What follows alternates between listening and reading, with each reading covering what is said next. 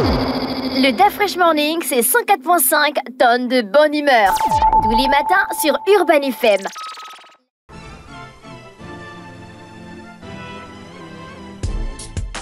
Sur les 104.5 Urban FM, la station Urban avec Mosley, bonjour. Bonjour Da Fresh, bonjour tout le monde, bonjour René Rude Bonjour. et Elvis et Fallon. Alors, on parle de quoi ce matin? Ce matin, on parle de politique. Tu avais une préoccupation en rapport avec les pensions retraite. Oui. Voilà. Compliqué à calculer. Comment ça? Alors, on a mis la vidéo tout à l'heure, là, des NSR, 30%. Les pensions retraite n'avaient pas été revalorisées depuis 1963.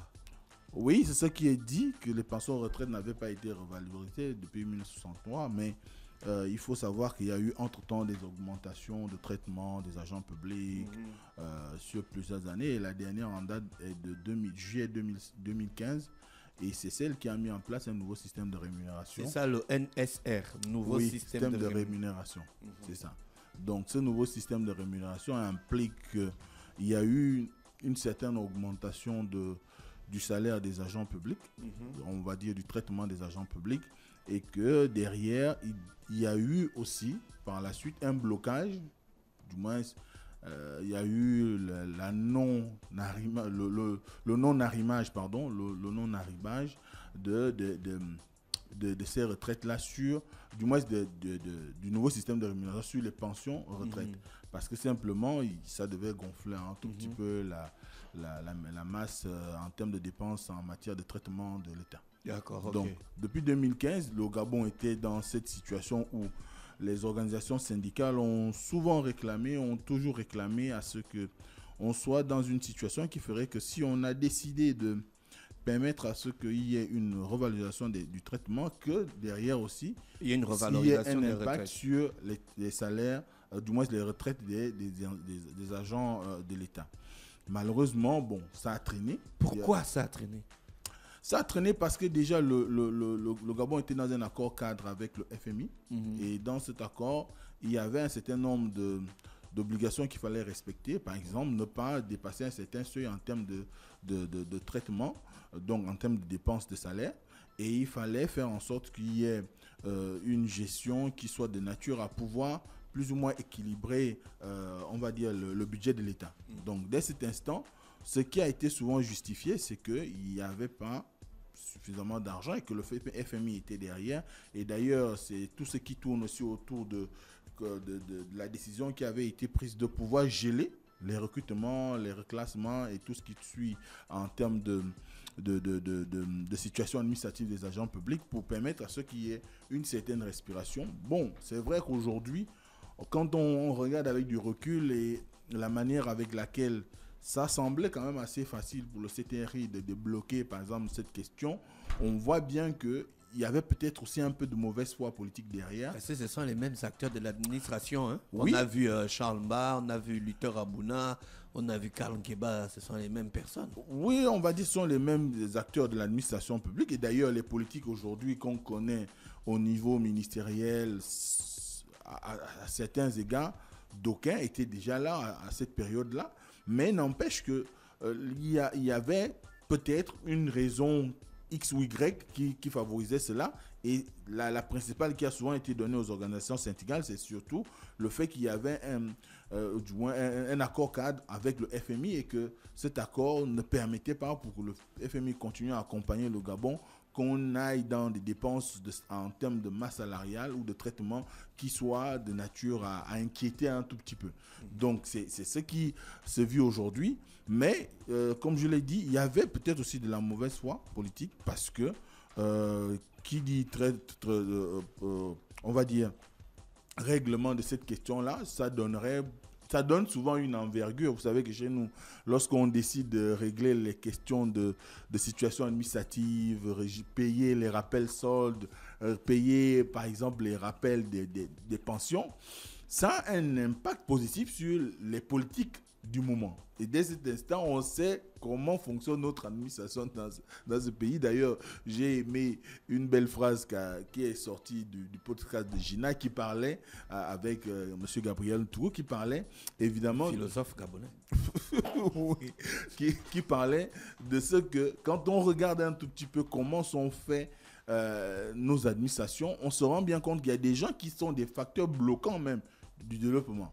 Qu'il y a des gens qui sont réfractaires au changement, qui ne veulent pas s'arrimer à une donne politique qui peut être énoncée. On l'a vécu pendant les 14 années de magistère d'Ali Bongo, où il y avait un certain nombre de projets énumérés, un certain nombre d'ambitions, mais qui ont souvent rencontré des obstacles pour pouvoir être réalisés. C'est la même chose, par exemple, pour ce qui est du paiement des rappels soldes par l'ancien, à l'époque, le premier ministre d'Ali Bongo, Raymond Dongsima. Il a fallu un certain temps, près d'un an, pour que ces derniers puissent arriver au paiement des rappels soldes. Et c'est la raison pour laquelle, quand les gens en parlent aujourd'hui, il leur dit que par expérience, lui, il connaît le temps que ça met. Mais le temps que ça met, c'est dû aux lourdeurs administratives, parce que c'est dans un certain nombre d'administrations, notamment budget, un trésor et consorts, il y a des facteurs bloquants qui sont là et qui ne permettent pas facilement de laisser la latitude aux politiques d'aller au pas qu'ils veulent, quoi. Donc, dès cet instant, on enregistre souvent ces retards, sans oublier comme on dit souvent, les arrangements d'arrière-boutique, ou on va dire les interpénétrations qu'il y a entre le monde politique et l'administration centrale. Tout ça concourt à ce que notre machine aujourd'hui administrative, elle a quand même, quand on y jette un regard assez pointu, on peut se rendre compte qu'elle n'est pas forcément toujours à la hauteur des attentes, ou encore n'est pas toujours en mesure de comprendre là où veut l'amener le politique pour pouvoir régler un certain nombre de situations. Quand on parle de l'arrimage pension-retraite, oui, c'est vrai, il y a le cadre institutionnel avec le FMI, mais avec tout ce qu'on a vécu pendant les 14 dernières années, on a vu comment il y avait des gens qui se sont amusés avec l'argent des Gabonais. Oui. Entre-temps, quand on regarde bien, on voit qu'aujourd'hui, l'enveloppe globale du paiement de ces rappels et de ces pensions en retraite, c'est à peu près 73,6 milliards. Bon, 73,6 milliards, on a entendu des choses... au-delà de ça. Voilà, au-delà de ces chiffres-là. Et dès cet instant, est-ce que c'est ce qu'on ne pouvait pas payer pendant 14 ans? Du moins, à partir de 2016, par exemple, si on laissait l'année 2015-2016, on a eu quand même des budgets assez conséquents, au-delà de 3 000 milliards. Ça sous-entend qu'il y avait quand même un petit montant qu'on pouvait mettre à côté, aussi bien pour la question de l'arrimage des pensions en retraite, mais également au nouveau système de rémunération, mais également la question du règlement du passif en termes de situation administrative, reclassement et tout ce qui s'ensuit. Mais simplement, on n'a pas voulu. J'avais pas la volonté.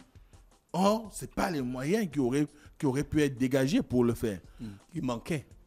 Ou qui manquaient. Surtout qu'on a vu les multiples prêts qui ont été, du moins les multiples opérations d'endettement qui ont été mises en branle par les gouvernements précédents, mais également un certain nombre d'achats qui ont été faits. Par exemple, le palais qu'on est en train de vendre aujourd'hui, près de 63 milliards de francs CFA. Mais ça pouvait contribuer.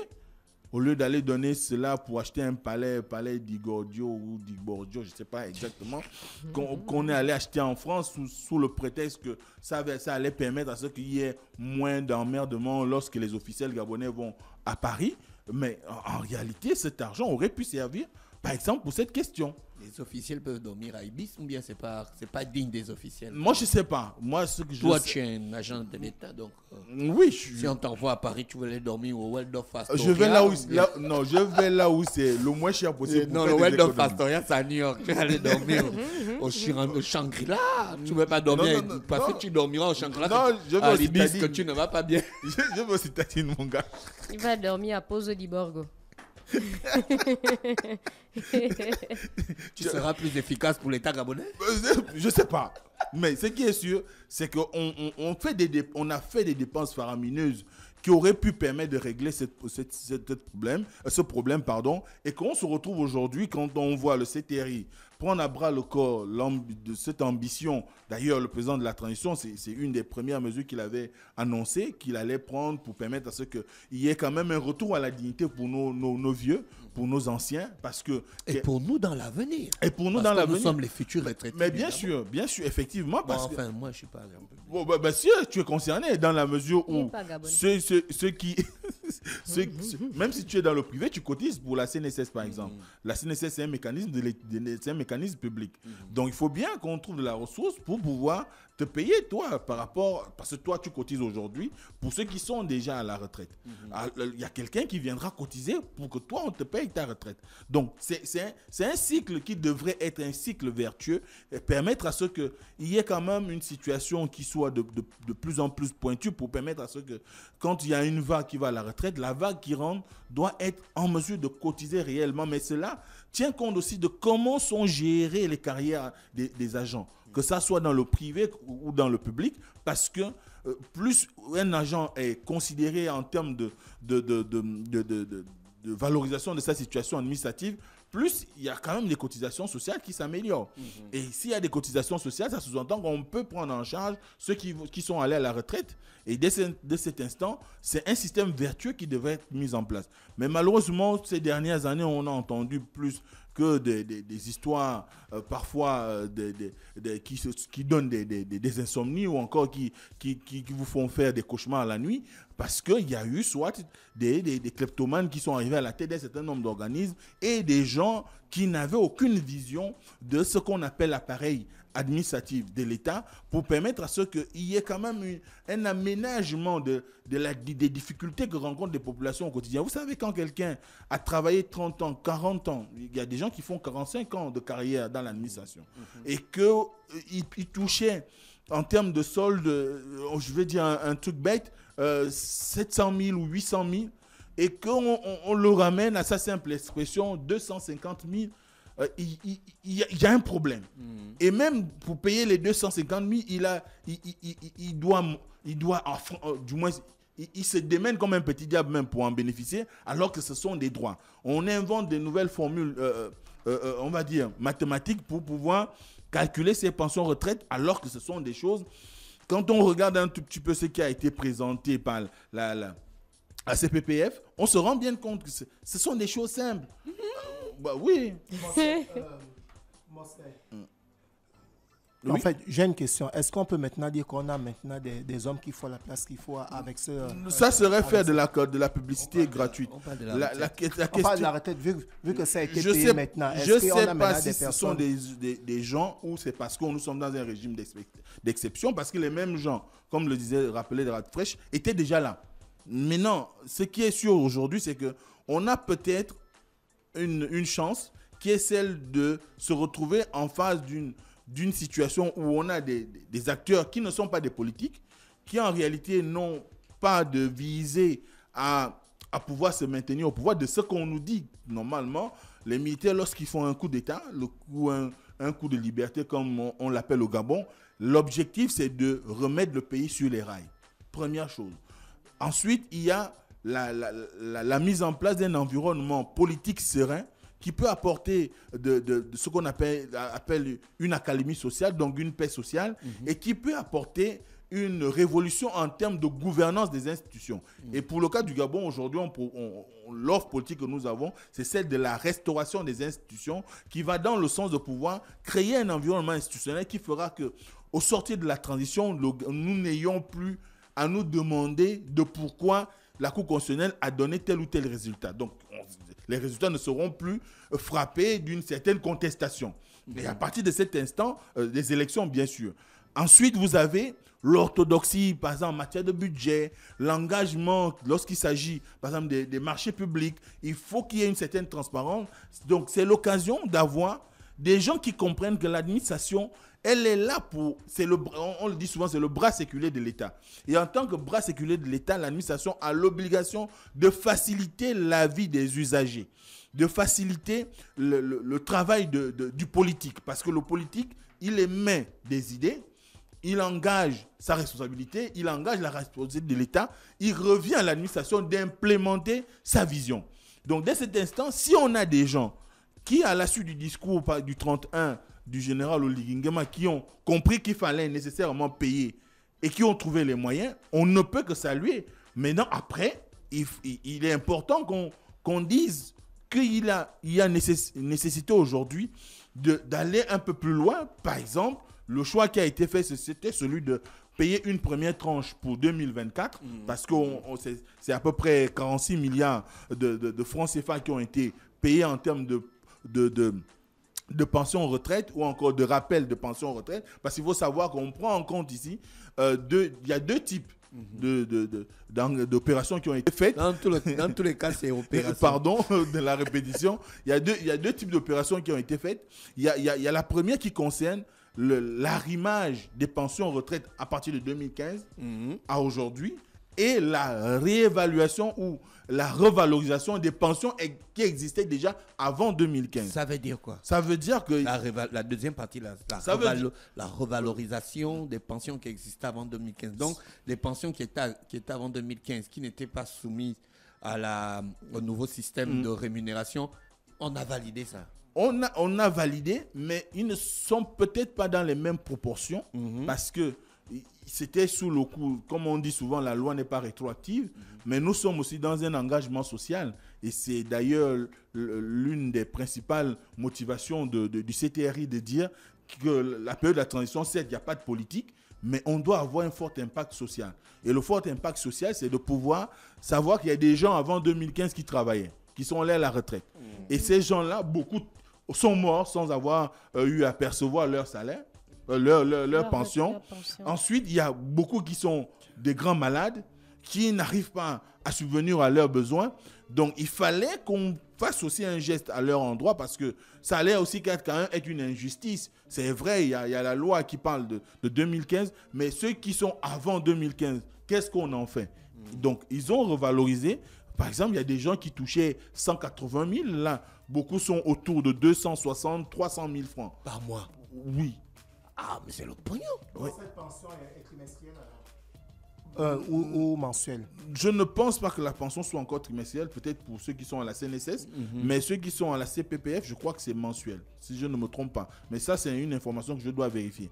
Mais ce qui est sûr aujourd'hui, c'est que la question du paiement de ces rappels des pensions retraite et la revalorisation de ces dernières était une nécessité. Parce que quand vous regardez beaucoup de nos parents qui ont travaillé longtemps pour l'État ou même au privé, à la fin de leur carrière, ils se retrouvent pratiquement en situation de dénuement.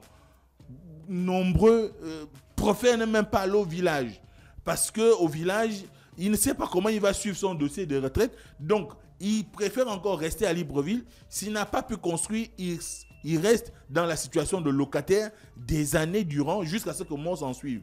Et comme on sait quelles étaient les pesanteurs pour pouvoir toucher, du moins déjà faire le dossier de la retraite, ça pouvait vous prendre 1 an, rien que pour réunir l'ensemble de la documentation. Or, aujourd'hui, c'est déjà facile, même par le site internet, pour ceux qui sont agents publics, vous avez le site internet, par exemple, de la CPPF, qui vous donne déjà les modalités pour pouvoir composer votre dossier.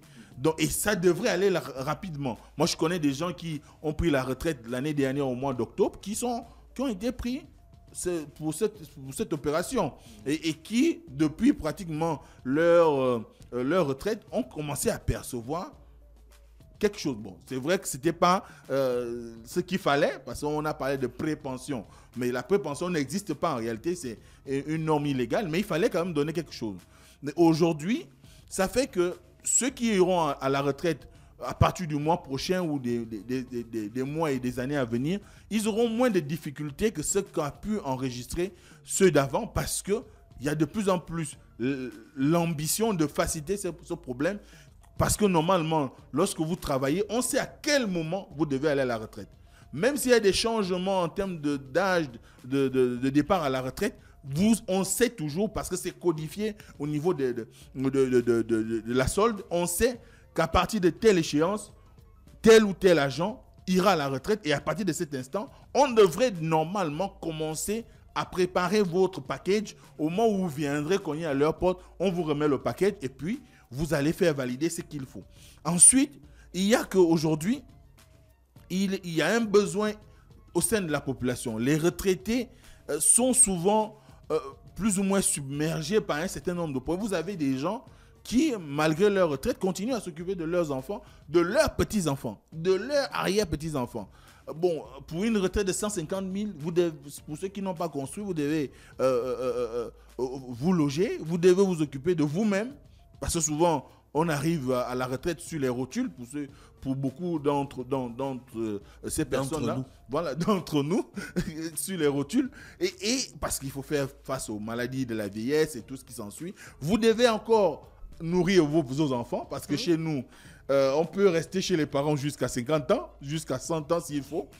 Vous avez les conjoints et conjointes de vos enfants, vous avez les enfants, les petits-enfants. On n'abuse pas aussi quand même. On est en 2024, chacun s'occupe de lui. D'après, je connais des gens qui sont mariés, qui vivent encore sous le même toit que leurs parents. Non, moi je n'accepte pas ça. Je te chasse de chez moi. Voilà. Donc, de façon générale, c'était une opération essentielle. Et il faut quand même s'en féliciter parce que ça devenait une situation assez compliquée, intenable même, de voir qu'on règle un certain nombre de problèmes qui parfois n'ont rien à voir avec la vie des Gabonais, sans oublier la grande inflation que nous vivons en ce moment, et qu'on ne soit pas en mesure de pouvoir régler le problème des retraités. C'est important. Ça y va de notre responsabilité en tant qu'actifs, mais également la responsabilité des décideurs en tant qu'acteurs majeurs, ceux qui sont censés mettre en place des politiques allant dans le sens de pouvoir redonner cette dignité-là aux populations gabonaises de manière générale, mais surtout aux retraités qui ont été largement maltraités durant ces années. D'accord, merci Mosley avec nous ce matin sur les 104.5 Urban FM, la station urbaine. Demain, on se retrouve lorsqu'il sera exactement 7h. Voici l'horoscope des auditeurs. Voici, chers auditeurs. Le DAF Fresh Morning, c'est 104.5 tonnes de bonne humeur. Tous les matins sur Urban FM.